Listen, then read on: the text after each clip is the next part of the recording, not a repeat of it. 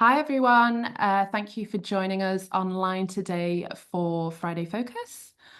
For those of you that are not familiar with this format, Friday Focus is an online talk series hosted by the Hunterian, and we are the museum and art gallery at the University of Glasgow. In each edition of these talks, we'll hear from a different speaker. We talk to Hunterian staff and curators, students, researchers from across the University of Glasgow and beyond.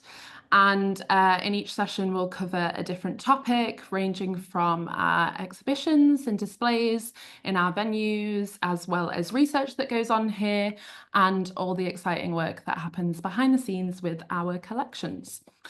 So today I'm very pleased to be joined by my colleague Mike Rutherford, who is Curator of Zoology and Anatomy at the Hunterian.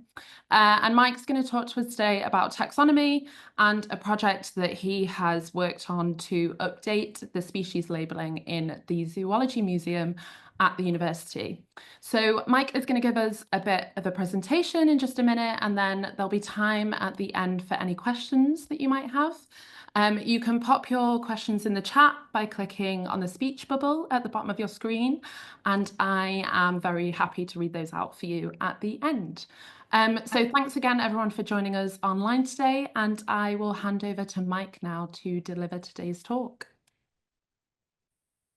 Well, thanks a lot, Eleni, and good afternoon to everybody. Thank you for joining. So yes, really just a talk today about updating labels and signs in the Zoology Museum in the Graham Kerr building at the university. Right.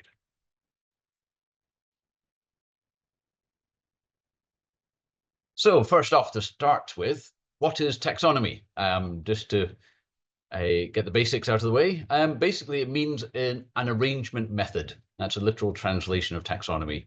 And it's described as the scientific study of naming, defining, and classifying groups of biological organisms based on shared characteristics, really resulting in what we commonly known as a tree of life. And you see here is an old version of a tree of life by Ernest Haeckel, with plants and protists and animalia. But it's gotten way more complicated than the first trees of life from the early days. So going back in time and looking at some of the key thinkers involved in the development of taxonomy, stretching back to 350 BC with Aristotle, the Greek philosopher, and he published a book called History of Animals, which was a way of looking at the differences and similarities between animals that he was familiar with. And he established the idea that a group is seen when all members have the same set of distinguishing features. For example, all birds have feathers, wings, and beaks. And this was a big influence in zoology for the next 2,000 years, really. And it continued until to be the main source of knowledge until zoologists in the 16th century started to conduct their own studies. This is in Europe anyway. Next came along Carl Linnaeus, the Swedish naturalist, and he was started off more of a botanist, but in 1758, his 10th edition of Systema Naturae was released, and this edition established itself as the starting point for zoological nomenclature. It classified 4,400 species of animals, and more importantly, popularized the binomial system, this two-part naming system that is the basis of species names. And then next, Charles Darwin, the English naturalist. He published On the Origin of Species in 1859. And this really sort of led to a new way of looking at classification, of trying to tie into the evolutionary relationships between animals, between groups, between organisms. And then last sort of big name, Willy Hennig, not very familiar to most people, but he was a German biologist and zoologists considered the founder of phylogenetic systematics, with his paper Basic Outline of a Theory of Phylogenetic Systematics in 1950, which was translated into English in 1966. And this really spurred a sort of revolution in the way that species were organized. And he's sort of trying to bring all that information together was its sort of result. So now the basics of taxonomy, you have alpha taxonomy, which is the describing of a new species, sort of the phrase that people probably most familiar with. And I've chosen one here a bit egotistically, but this is a species that I described myself in 2020. And you see the name there, Radiodiscus holidayii, and it is a species of tiny tropical land snail. You can see it's about 1.5 millimeters across. And in order to describe a new species, there's sort of several steps you have to go through. So you must give it a name based on the 26 letters of the Latin alphabet. The name has to be unique.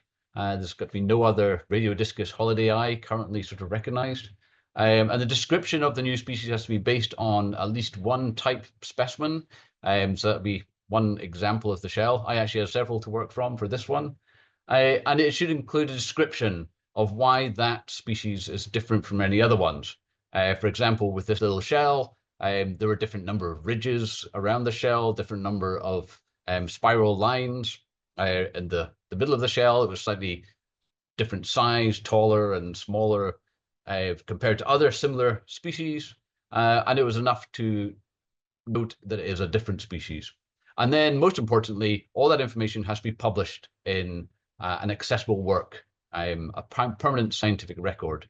And so this was published in the Archive for Molluskenkunde, a German publication, and is now available to anyone to look at. The next level of taxonomy is beta taxonomy. And this is a sorting of species into groups and arranging in a hierarchy. And you see in the illustration here, sort of taxonomic ranking system. You're starting off there with the highest level, domain level, eukarya, multicellular organisms. Next level down is kingdom, the kingdom Animalia. Then phylum Chordata, so that's all those creatures with a backbone, basically. Then class Mammalia, which is everything that have hair and feeds their young milk. And then order Carnivora, then organisms with particular types of teeth that largely eat meat. Then family Ursidae, that's the bear family. And then genus Ursus, which is large brown black bears from Eurasia and America. And then this particular one, the species at the bottom is Ursus americanus, the black bear. And pretty much any organism that we know of can be organized in this sort of way. Now, going back to the museum itself, the current displays in the museum date from about 1989, 1990, so they're around about 35 years old.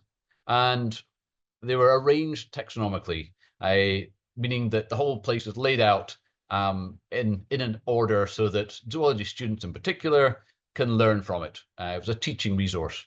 And in the top corridor of the museum, there are the invertebrate phyla. You can see along one single long case there at the top. And then the other side of the top layer is the vertebrate classes and orders. And the main body of the museum is largely full of birds, mammals, and reptiles. And they're all classified in order level. So it's quite dated, quite frankly. At the beginning of the big invertebrate case is an introductory panel. And this lists all of the phyla that are on display in the rest of the museum. And they're further grouped by other factors such as cell numbers, so whether they're protozoa, single cell, or metazoa, multicelled. The germinal layers, this diploblastic and triploblastic terms there. The presence of a body cavity, whether it's a acoelomate or pseudocoelomate. And the embryonic development, whether protostomes or deuterostomes. Don't really need to worry about all this. This is more terms that the zoology students need to know about, but not so much interest to the general public. But out of this list, some of these groups here, or you can see all those names in the lighter colored font, many of these are displayed, but some are not. And other particular phyla are missing altogether. So that's one thing I'm wanting to address in this talk here. The current labels scattered throughout the museum. This is a typical one describing the phylum Ctenophora, or the comb jellies. It lists the number of species. It gives the diagnostic features, the lifestyle and habitat where these creatures might be found, and mentions a fossil record as well, if there is some. Now, though the things like diagnostic features haven't really changed much, there's certainly a lot more information, fossil record, lots more information about lifestyle and habitat, and in particular, the number of living species has generally increased since these were written 35 years ago. To give you an example of this, this graph shows the difference for some of the smaller invertebrate groups in the museum. So the orange bars in the graph show the number of species that are written on the label that's on display. whereas the blue bar in the graph shows the current known number of species for each of those groups. And you can see there that in a lot of cases, it's doubled or more than doubled. I've only included some of the smaller groups here because if I put in things like the insects and the mollusks, they're talking sort of 1 million species or more, 1.5 million species in the insects, and it would make the rest of the graph very small. So I included the smaller groups here. But in almost all cases, there's been big increase. So how do we fix this? How do we sort of plan to kind of make sure that, for a start, the zoology students in the department are getting the right information? Because as they're going around during a lab or a tutorial or a class, reading a sign that's 35 years out of date, that's not very good.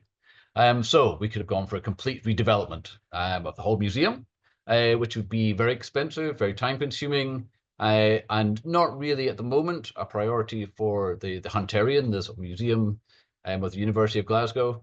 We could replace the existing labels in the cases, but that would be quite disruptive. And a lot of these sort of panels and displays are quite delicate, and it would be probably as much work to just replace the labels as it would to redo everything altogether.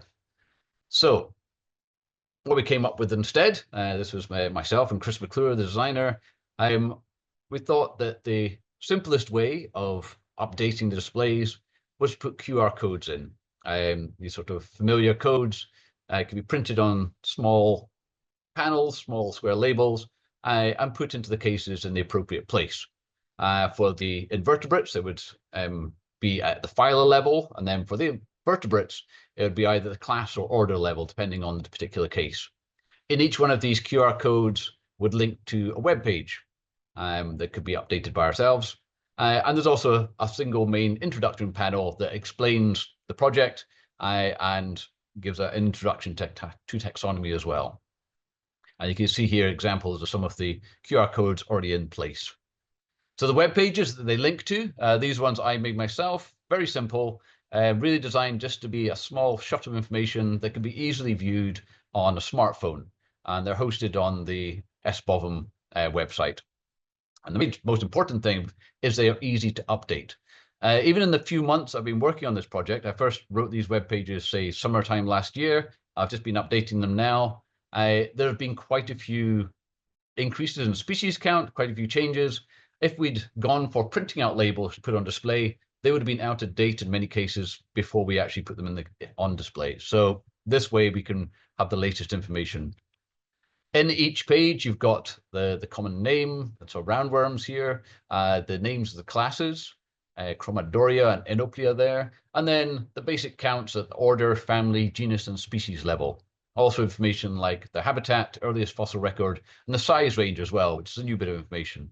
And then at the bottom there, you can say that it says based on the catalogue of life as of March 2025. And then below that, you've just got little forward and backward buttons that you can click onto the next group on display. So going on to the catalogue of life, this is a very useful resource. This is a website that's been created by thousands of taxonomists all over the world. And it pulls together a huge amount of information and provides data on any particular group of life. This is animals, plants, fungus, bacteria, and so on. And it's now becoming used as a standard for many organizations, and I've used it as a standard for most of these updates. You can find it there, catalogueoflife.org. I did use a few other resources for particular groups, for example, the birds and reptiles, partly because Catalogue of Life is still a work in progress, and there are, at the moment, better resources for some of those groups, but I'll mention them when appropriate later on. Now, what I want to do next is look at some of the neglected groups. These are ones, now bear with me for a moment here, groups on the list but not displayed, groups on that starting list not displayed and no longer phyla, and groups on that starting list and on display but no longer phyla, and then finally groups that are missing altogether. So these are the first ones. These are on that starting list, but they didn't actually get into the displays. Starting with Gastrotricha. These are, the name derivation means stomach hair, or hairy bellies as they're commonly known. Described in 1865, these are small aquatic benthic dwelling animals, meaning they live down in the mud and at the bottom of the sea, and over 880 species are known. Next, Gnathostomulida, jawmouth. a common name, the jawworms, first described in 1956. Again, microscopic marine animals found in the sand and mud in shallow waters generally, and about 100 species known. Chinorhyncha, moving snout, as the name means, and the common name mud dragons, first described in 1881, and they're marine invertebrates found in sand and mud at all depths. You can see a bit of a developing theme here for some of these small creatures. Over 340 species known. And then Placozoa, flat animals. I love this photograph. There's no real common name. Flat animals is probably enough. Phylum only named in 1971, but first species were described and discovered in 1883. These are the simplest of animals, and only 4 species are currently known.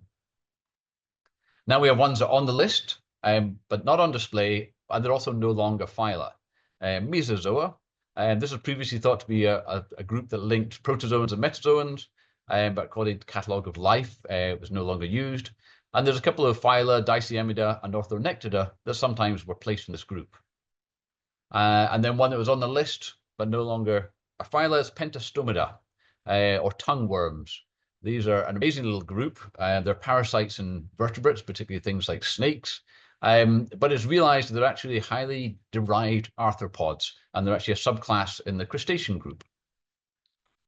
And then we have on display, but no longer phyla. First one, the Echiura, the spoonworms. These were thought to be their own phyla, but now they realized that it's within a lower level, within annelids, within the sort of typical worms, the subclass. Same story with the Pogonophora, or beard worms. They were thought to be quite unique and distinct, but now they realized that they're just another type of annelid, and they're placed in the family Siboglinidae. But now the bit that I most enjoyed researching, the new phyla for the museum. These are not mentioned anywhere in the displays. So starting with this wonderful little creature, Cycliophora, or the wheel-carrying, no common name, discovered in 1995. So definitely dates after the displays were installed. These are tiny animals that live on the mouth parts of cold water lobsters. This is an amazingly weird discovery. And there's only 2 known species so far. Dicymida, 2 embryos, as the name means, discovered in 1938, also known as rhombozoa. And these ones live in the renal appendages of cephalopods. Basically, that means they live in squid kidneys. And there's more than 120 species known. Loricifera, the name derivation corset bearer. See the lovely illustration there. Loriciferans were discovered in 1983. These are microscopic marine animals that live in the substrate. Bit of a familiar theme there again. And 46 species are known. Then Micronathozoa, or very small jaw animal, discovered in 1994. These are microscopic, but instead of being found in the seas, they're found in freshwater worldwide. From so far, species have been found in Greenland, Antarctica, Spain, and the UK. So quite a distribution.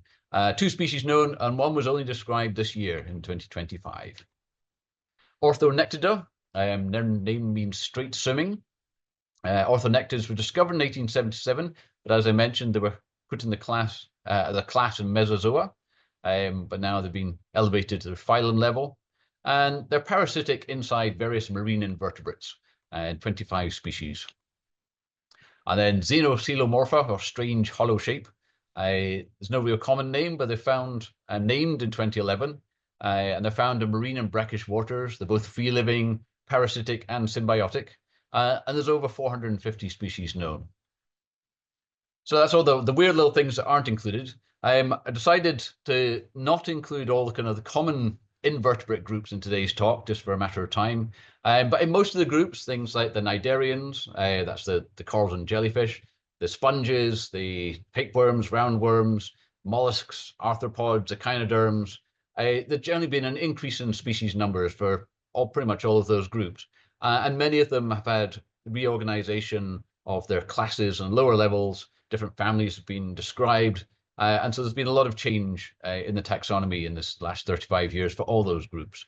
And you can see there in that picture, the new QR codes laid along the bottom of the case there, underneath each corresponding panel, with each of one which represents phyla.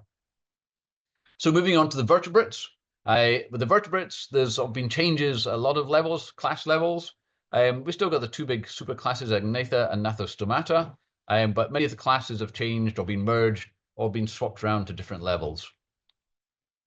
Fish, I'm saying fish in inverted commas because it's not really a taxonomically useful term. So this one, I also used Eschmeyer's catalogue of fishes combined with the catalogue of life to come up with the sort of current best structure. And you can see there the major groups, the Agnatha, Holocephali, Elasmobranchi, Actinopteridae, that's the bony fish, Coelacanth, and Dipneustidae. And there's been lots of changes in fish taxonomy in the last few years. And the species count has increased hugely. I think in our current science, it mentions about 17,000 species of bony fish, and now there's 32,500. So big change there. Amphibians, not a huge amount of change. The basic structure is still there, just some name changes. So what we have on display is Urodella, the newts and salamanders, now called the Chordata, and the Apoda, or Sicilians, which are weird, limbless, worm-like creatures, now known as Gymnophionia. An increased species count, you can just see there in the sign, we had at about 3,000 species, but now there's over 8,000 recognized amphibia. Reptilia, again, not a sort of great taxonomic term, and Catalogue of Life doesn't use the term reptilia anymore because it's a paraphyletic, meaning that not all of the group Reptilia contains all of the descendants from a single ancestor. For example, the birds and mammals, which all would have been the same group, have been pulled out as a separate group. I use the reptile database as a resource for understanding taxonomy because it's a bit more up to date than Catalogue of Life.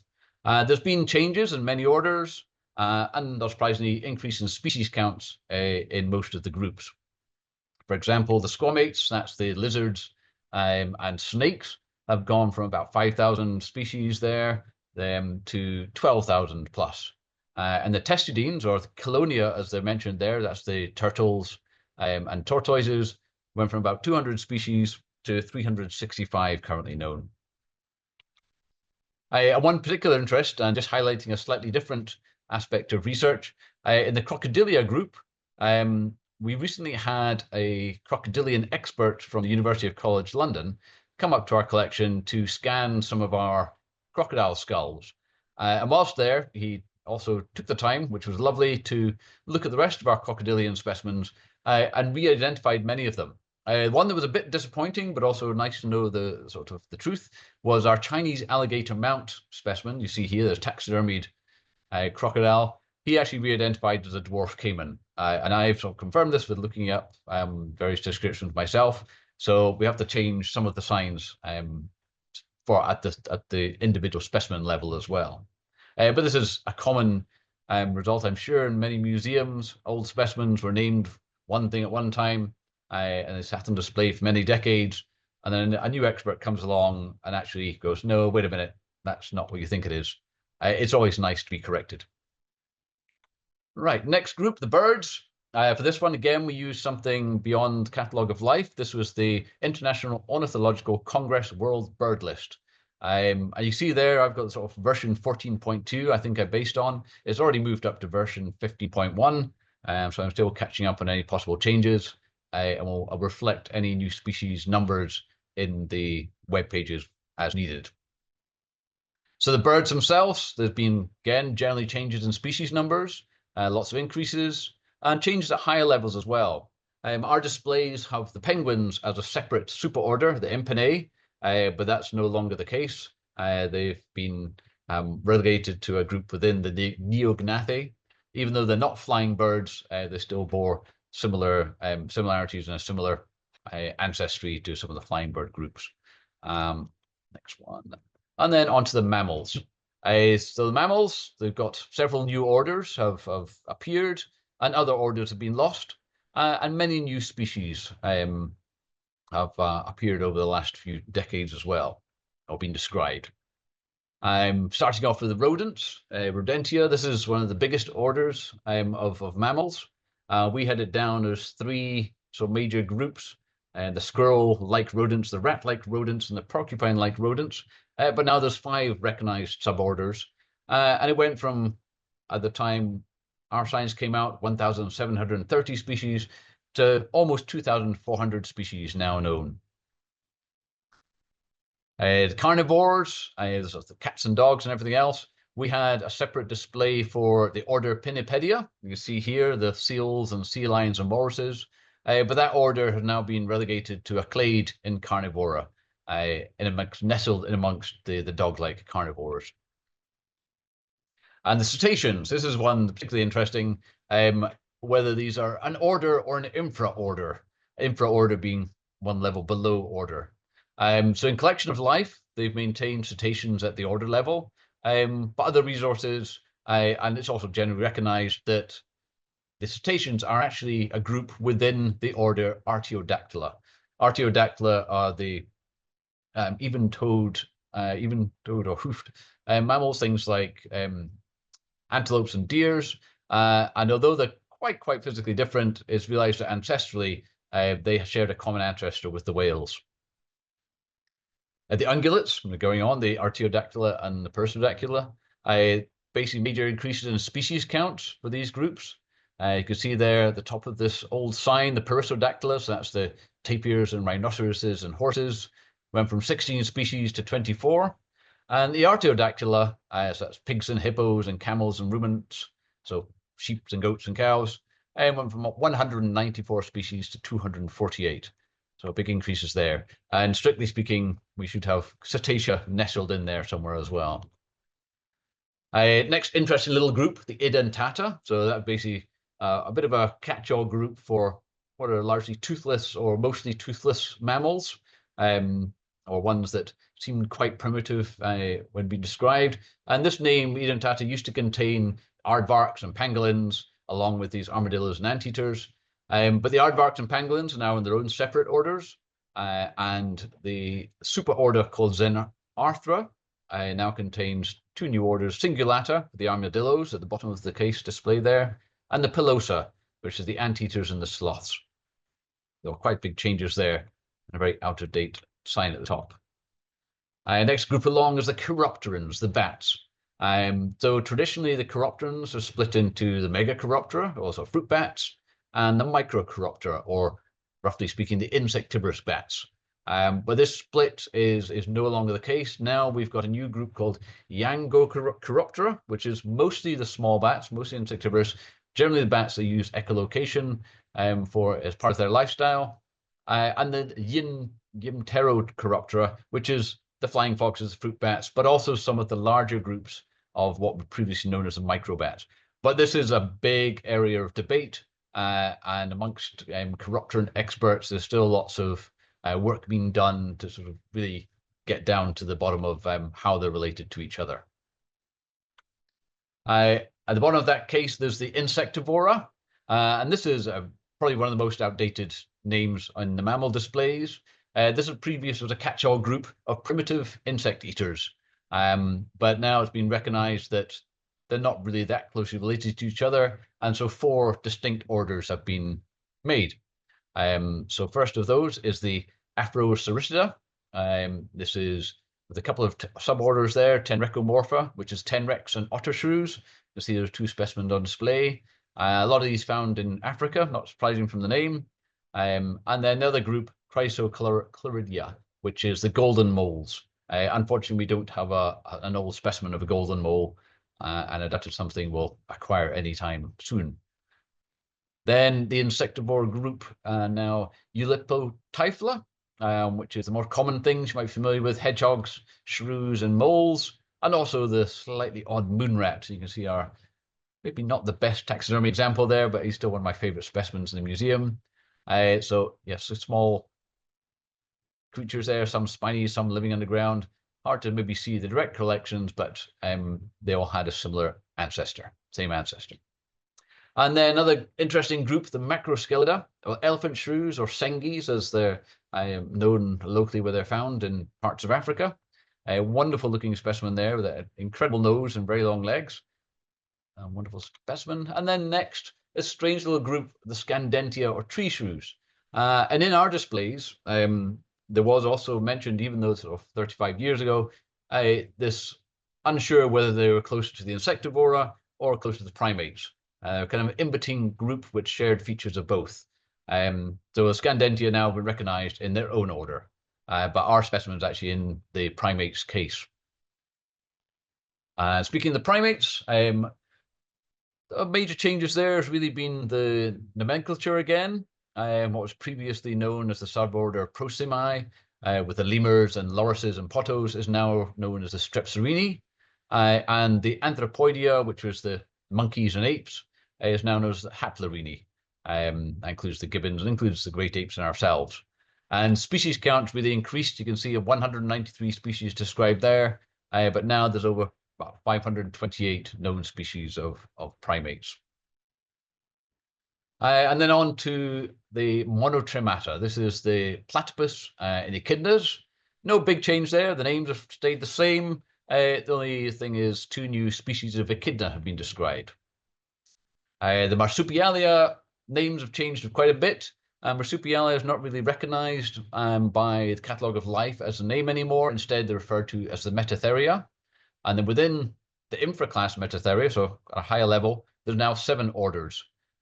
Forgive me if I trip over some of these names: Dasyuromorphia, Didelphimorphia, Diprotodontia, Microbiotheria, Notorictimorphia, Paucituberculata, and Paramelimorphia. So that's the kangaroos, the koalas, possums, wallabies, quolls, and so on. And species count has increased quite a lot in marsupials, 266 in our old labels, up to 335 now. But there's been no change for quite a few of the groups. One reptile order, the Rhynchocephalia or Tuatara, that's just 1 species, and nothing about that has changed in the last 35 years. Quite fitting for a very ancient group of lizards. And 3 mammal orders have stayed the same. The Sirenia, the sea cows or manatees and dugongs, same number, same names. Again with the aardvark, the Tubulidentata, you see in the picture here. 1 species in its own group, in its own order. And the Dermoptera or colugos, sometimes called flying lemurs, but they don't fly and they're not lemurs, so tend not to use that word. And the only major change there is that they should really be in a slightly different place in the museum, because they're actually thought to be a sister group to the primates. So instead of being in the case with the pangolins, as they currently are, should really shift them around a couple of cases. So the next steps, just last night actually installed the QR codes, a little bit of fiddling with some of those, but the only other thing to do is install the main graphic panel, which will hopefully happen in the next week or so. And then just the ongoing work, the web pages, hopefully be updated every few months or as required. And then my own sort of personal project to kind of work on. I've got a bit of a wish list to try and acquire some specimens from those new phyla I mentioned. This would generally be in the form of microscope slides, because pretty much all of the organisms are microscopic. But it would also be lovely to see if we could get some, scale models made of some of these weird and wonderful creatures. All right, so that's a brief synopsis of the update. And finally, with apologies to Gilbert and Sullivan and Tom Lehrer, and much thanks to Kat Campbell and Colin Smith for helping with the song. But basically what I'm playing next is the YouTube video recorded of me singing a song a couple of years ago that I did for the Graham Kerr Building's 100th anniversary. And it's got a bit of a taxonomic theme, so I thought appropriate to play it here.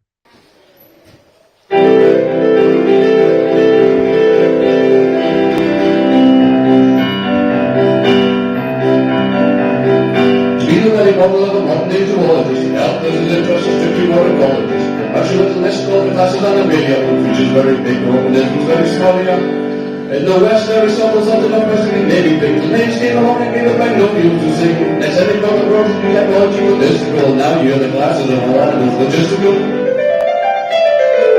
Hills erected that ranking for a simple character, ranking you and the put it, or we put it in construction. They will put it and so that don't have it right after you need it for construction. This simple character.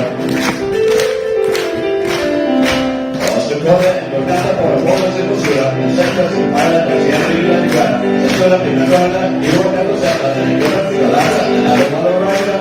That's what Trigger and Lumusha, and Natos Lumusha, Arcade and Casetta, and Lucas and Lorena, for the audience and Toya, and the Mocha, Laranga, and of course, Hocula.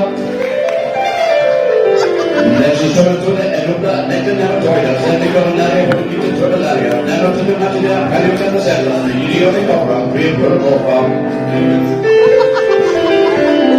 There's a platform by Gallians at the Buddha, the Gilanta Polypacora, and Rankuna Latin, Catapora, Equinoria, and Morucuroria, Equinoria, Astroria, and Monoplacopora, the Schemapora, Criniata, and Obiuroria, Scepazoa, Moscarova, and the Sacramentia, Picozoa, Saslidia, and Dendrocalia, and the Roca Sarianda, Exarchoralia. Calcareous Orozoia, and Usidiopora, Hydrozoa, Chromatoria, Polypodiozoa, Uniplanetoria, and Onodamus Radiatus, Zoa, Operalia, Exartinella. Lorisipra, Dimalmata, Micronazoa, Molinonda, Opernectra, Relatoromata, Demiloria, Polypodiozoa, Stenolomata, and finally the groups with which you might be more familiar, the Ethnicity, Cardi, Acidiacia, Convictis, and Diptergy, and Pedicularia, and to Melodra, Mixi, Dipnoicariacia, and Amphibia, Reptilia, Abyss, and Mammalia. As DNA keeps getting picked apart by clever scientists, names get changed and added to it, so we end with novelists. So when I sing the song again, then maybe there'll be some extra bits. But that is just a burden of a modern day zoologist.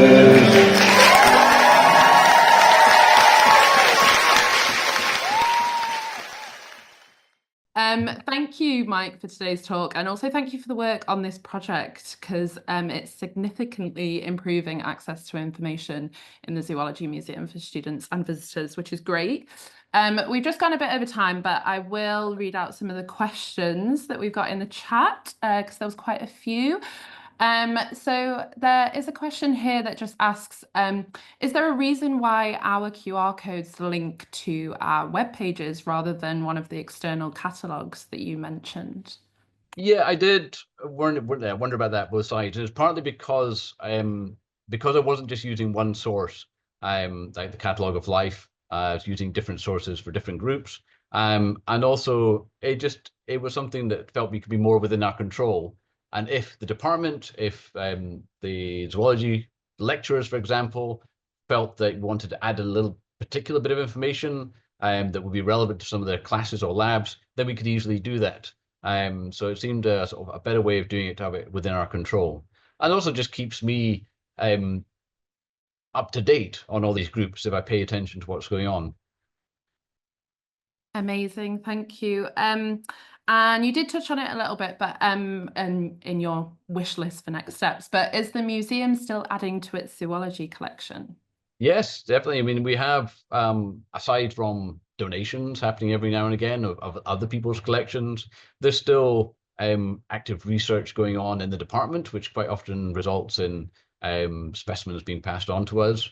And occasionally, when we get the chance, which isn't that often, myself and some of the zoology curators might be involved in projects that create specimens as well. And also we get things like donations of roadkill or a bird or a mammal that somebody's pet cat killed passed on to the collection as well. So there's lots of ways that things still come in. And I just had a final question, Mike, because you did touch on how often these namings and groupings are changing. But I wondered, is there like a process of peer review that happens when a new grouping or a new name for species comes along to just ensure that there's accuracy, I suppose? Yeah, very much. It's as well as when you publish a new species description, it has to be peer reviewed for a start. The journal it's published in generally be peer reviewed, so that other experts will wade in and go, yes, it's right, or no, it's not. So to actually have been published, we'll have to have undergone peer review. And then one of the areas where taxonomists working together, what I call sort of monographs, for example, where a particular group, whether it's a large group or a small group, some people will sort of focus on that one group and decide quite how it all fits together, gather all the evidence and information they can, and again, get it peer reviewed and published. And that will help to build up the bigger taxonomy picture as well. But there's always that level of peer review and double checking going on. And going back and correcting past mistakes as well. A name that's used in the past without the same level of attention, someone might realize actually that's not a valid name, and then it becomes what's known as a synonym. It's a name that was just attached to a particular organism, but isn't really recognized as being the correct one anymore. So there's always self-correcting going on. Amazing. Thank you so much, Mike. I think that's all that we've got time for today. I can't find the link to the YouTube thing quickly, so I will send it to Elena and she can disseminate. I'll send it round to everyone, and a recording of this talk will go up on our YouTube, and I can add a link to that in there as well. So thanks everyone for joining us today, and hopefully some of you can come and visit us at the Zoology Museum. It's located in the Graham Kerr building at the University of Glasgow, and we're open Monday to Friday 9 till 5. Is that right, Mike? That's right. Perfect. Thank you so much, everyone, and thank you, Mike. And I hope everyone has a lovely weekend when it comes to it.